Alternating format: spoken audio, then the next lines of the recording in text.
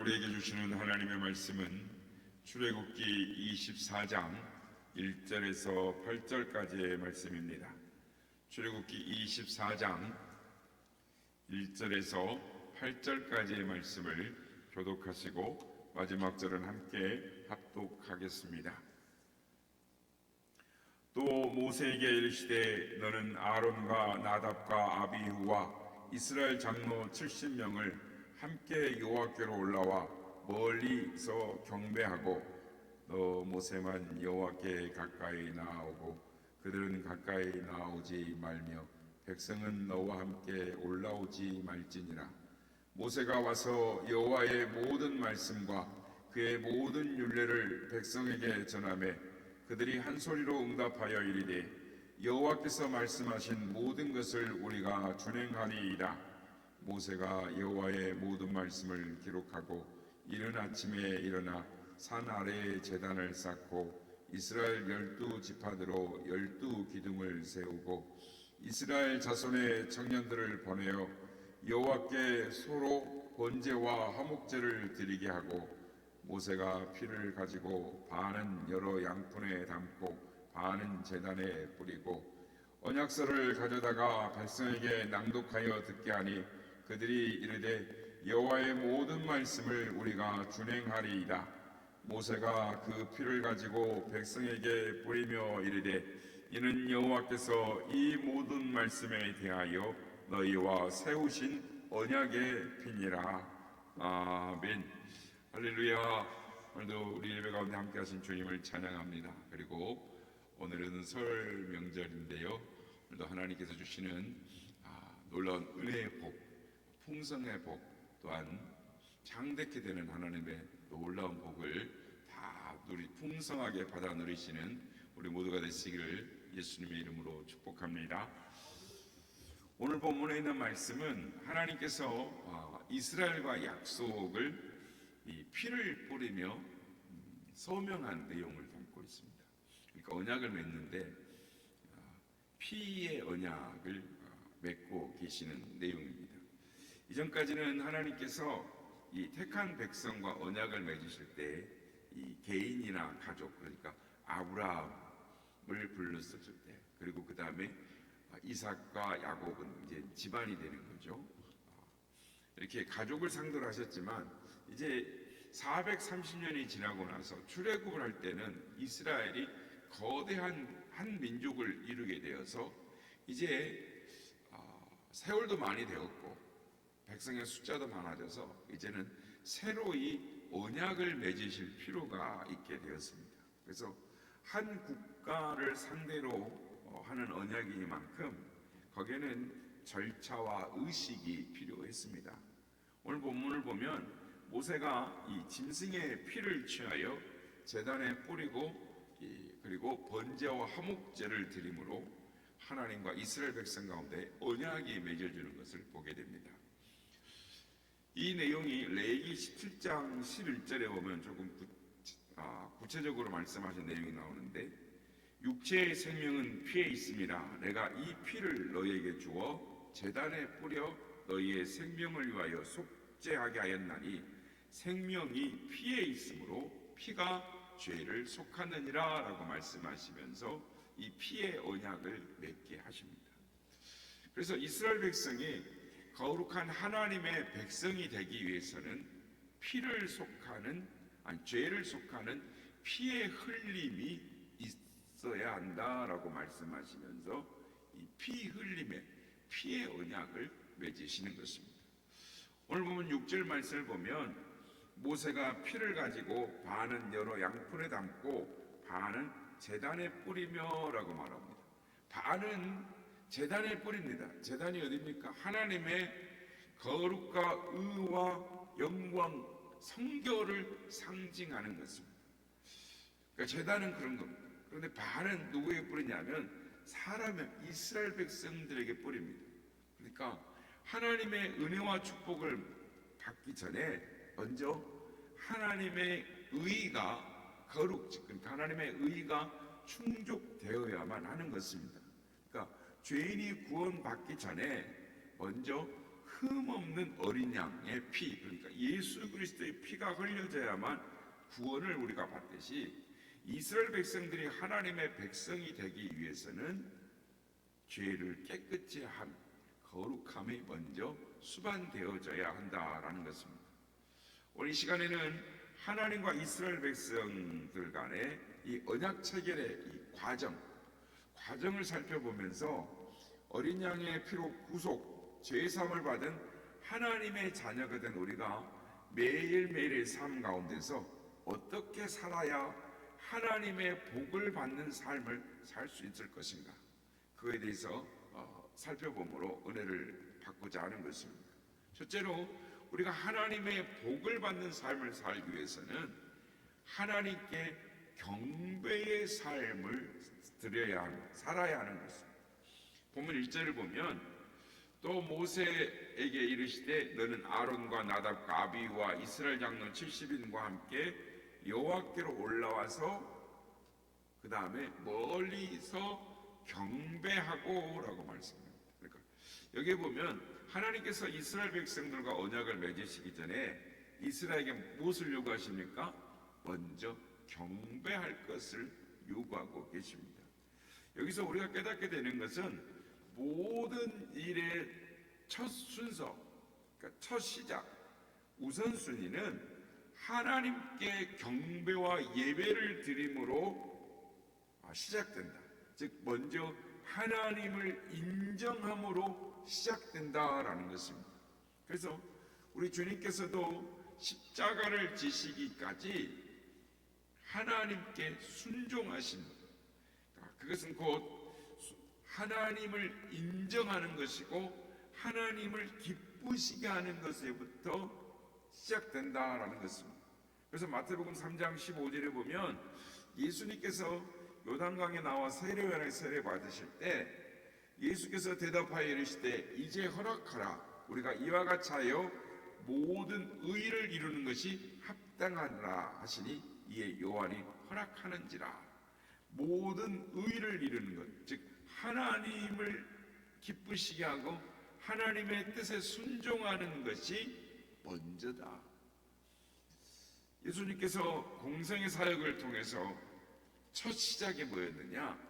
세례를 받는 것, 하나님을 인정하는 것으로부터, 즉 세례를 받으시면서 우리가 이같이 하여 모든 의를 이루는 것이 합당하니라 라고 말씀합니다.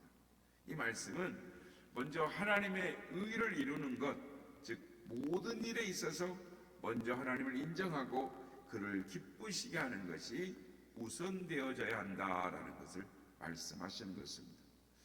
성도 여러분, 우리의 신앙생활에 있어서 가장 기초적이고 우선되어져야 할 것이 예배인 것입니다. 그러므로 하나님께 예배하는 것, 교회에 나와 부지런히 신령과 진정으로 예배드리는 것, 그것이 먼저 수반되어져야 한다. 그것이 중요하다라는 것을 오늘 말씀을 통해서 우리가 깨닫게 되는 것입니다. 어느 날 한 청년이 무디 목사님을 찾아왔습니다. 그리고 나서 이렇게 말합니다. 목사님, 선생님, 구원은 주의를 지킴으로 주어지는 것이 아니라 예수 그리스도를 믿음으로 받는 거 아닙니까? 라고 말했습니다. 그래서 무디 목사님이 맞는 말입니다. 그런데 그게 문제가 됩니까? 무엇이 문제입니까? 그랬더니 이 청년이 하고자 하는 말이 여기서 나옵니다. 목사님, 그러면 저는 주일날 꼬박꼬박 교회 나갈 필요가 없다고 생각합니다 하면서 이렇게 자기 생각을 이야기합니다. 그때 무디 목사님이 난로에서 활활 타는 조개탄 하나를 끄집어내어서 가만히 한동안 서들고 있었습니다. 얼마 후에 이 조개탄이 빨갛게 달아올랐던 조개탄이 시간이 흐르니까 불이 꺼져버리는 것입니다. 무디 목사가 그걸 보여주면서 젊은이, 조개탄이 꺼져버렸어 라고 말합니다. 그 청년이 무슨 말을 하려고 하는지 알았다는 듯이, 목사님, 신자는 마치 조개탄과 같다는 말씀이군요. 함께 모이면 큰 불이 되지만 하나씩 떼어놓으면 결국 꺼져버리고 만다라는 뜻이죠 하면서 큰 깨달음을 얻고 돌아갔다라는 이야기가 있습니다. 그렇습니다. 신앙생활이라는 것은 홀로 되지 않습니다. 신앙생활은 신앙 공동체를 통하여 성장하는 것이 가장 정상적인 것입니다. 이 부분에 있어서 오해를 갖는 분들이, 성도들이 더러 있습니다. 즉 무교주의와 같은 분들이 좀 있는 것이죠.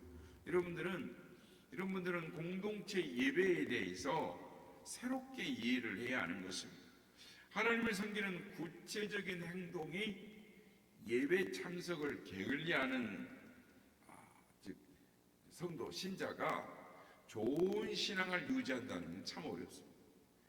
목사인 저조차도 홀로 신앙생활하는 것은 참 어렵습니다.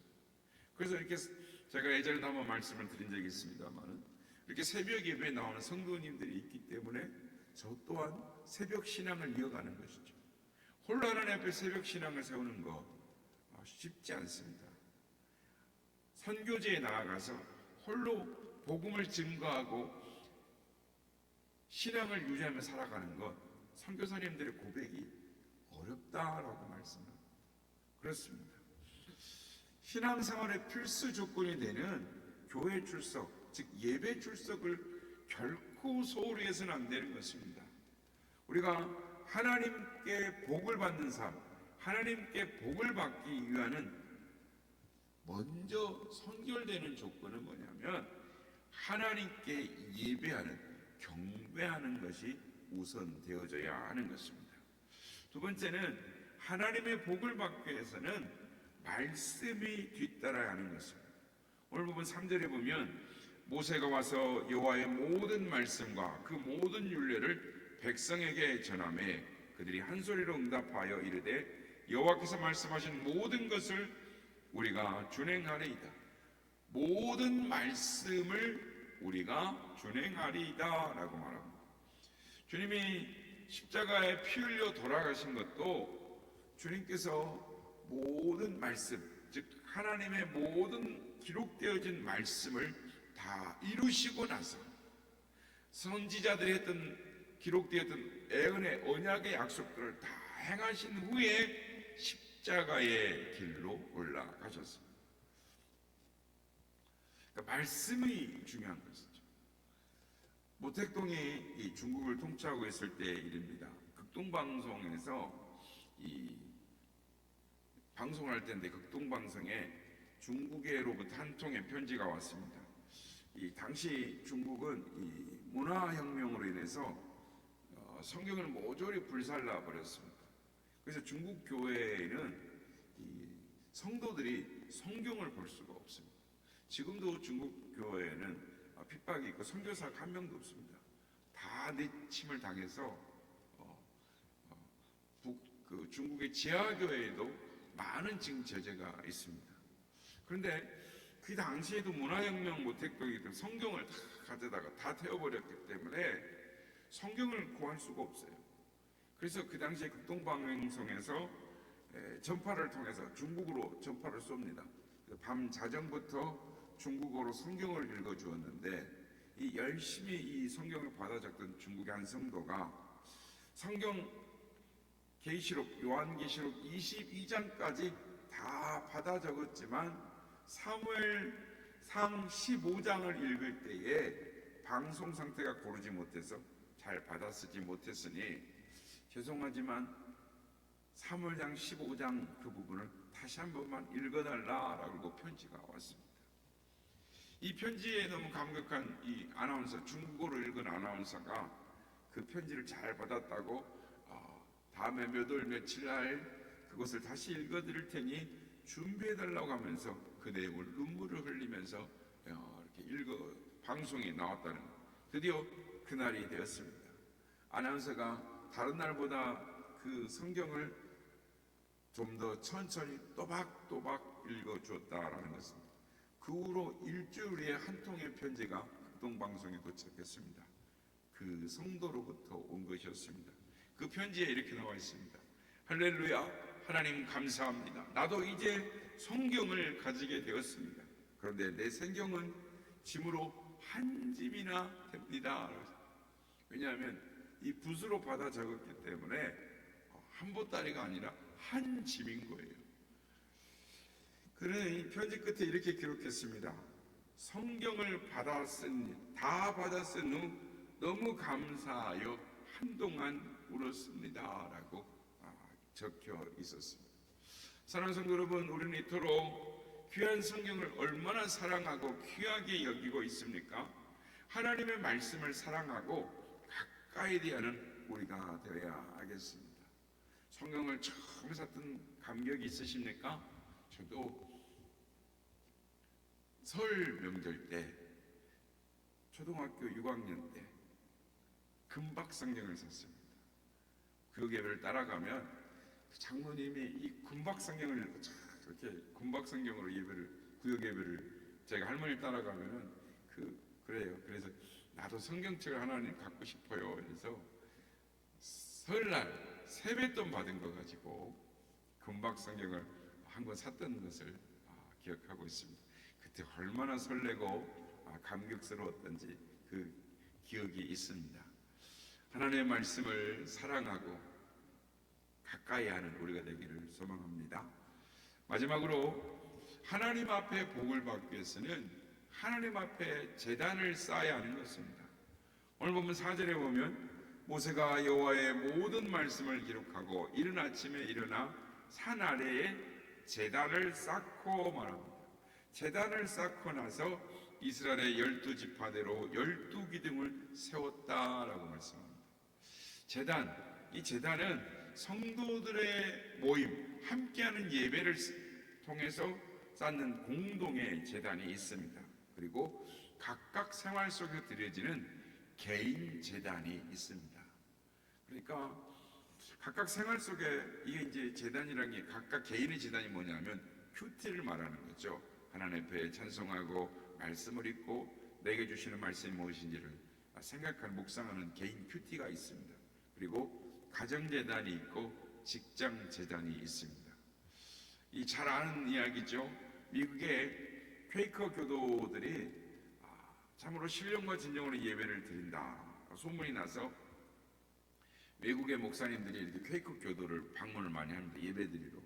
그러니까 저도 이렇게 미국에 갔을 때도 이 예배를 잘 드리는 영성 공동체들을 가서 또 교회의 예배 공동체를 가서 보고 견학을 해왔던 경험이 있습니다. 물론 우리나라도 탐방하는 데가 있죠. 대표적으로 지금은 사랑의 교회 예전에 많이 갔었습니다만 요즘은 우리들 교회 많이 가서 예배를 어떻게 드리는 것인가라고 탐방을 합니다. 그런데 이 퀘이커 교도들이 있는 곳에 갔더니 예배의 음악이 잔잔하게 흘러나오고 기도를 하고 있는 거예요. 한참을 앉아서 기도하고 기다리고 있는데 예배가 시작이 안 되는 거예요.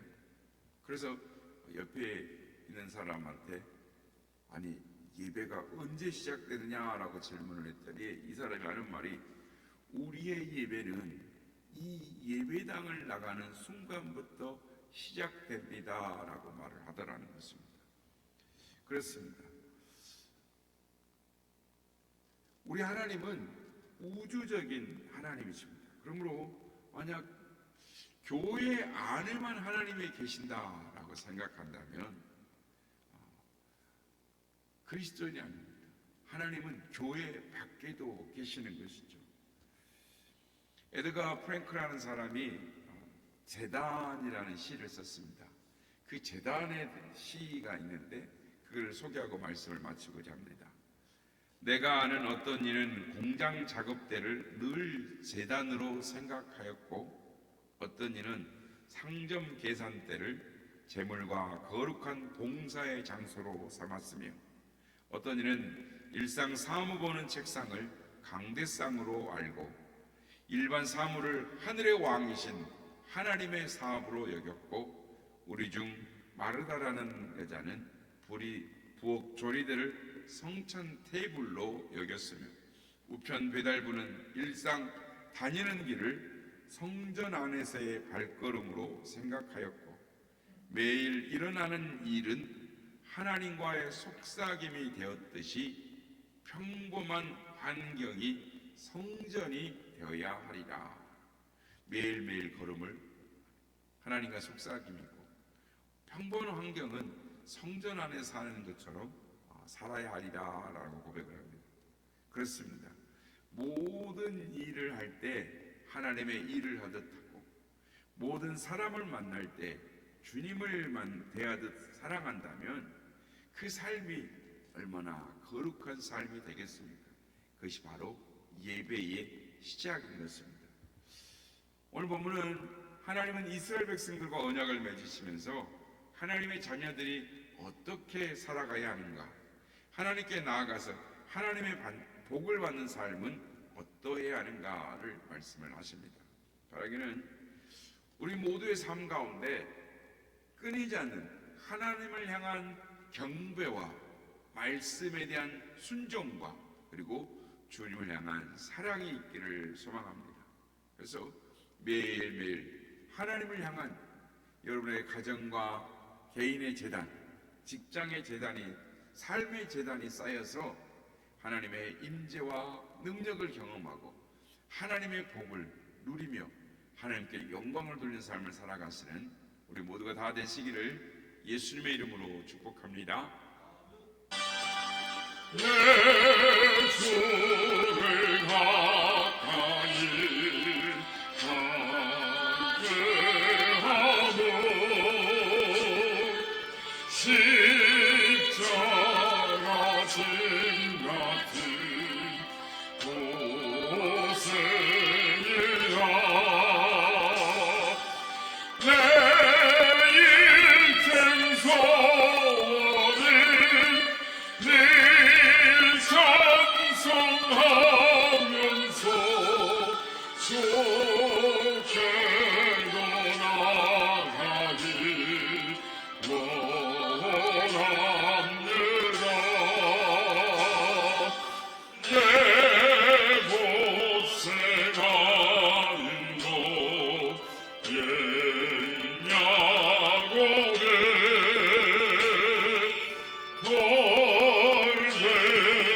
돌베개고자 하소입니다. 꿈에도 소원이 길 찬송하면서 주께로 나가길 원합니다. 천성에 가는 길 원하여도 생명길 되나니 은혜로다.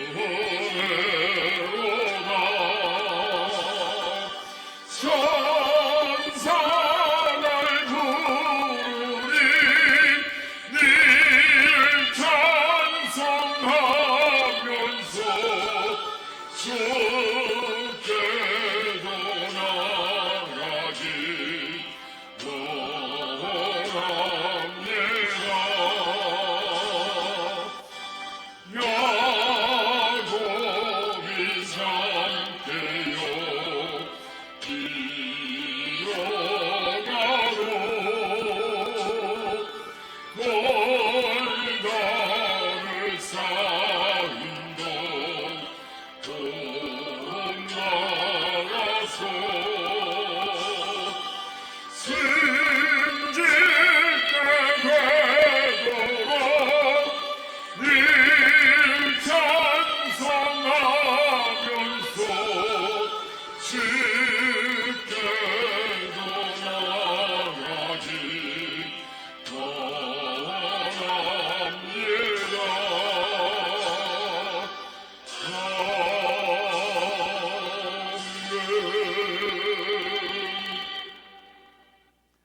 오늘은 우리의 고유 명절인 설입니다. 하나님께 복을 받는 비결은 먼저 하나님께 예배하는 것으로부터, 하나님을 경배하는 것으로부터 시작된다라고 말씀합니다. 우리의 모든 삶이, 우리의 가정이 오늘 명절에 하나님 앞에 예배하고 개인의 재단, 가정의 재단을 쌓음으로 하나님의 복을 받는, 하나님께 영광을 돌리는 우리의 삶, 우리의 가정 집안이 되게 하여 주옵소서. 이렇게 기도하기 원합니다.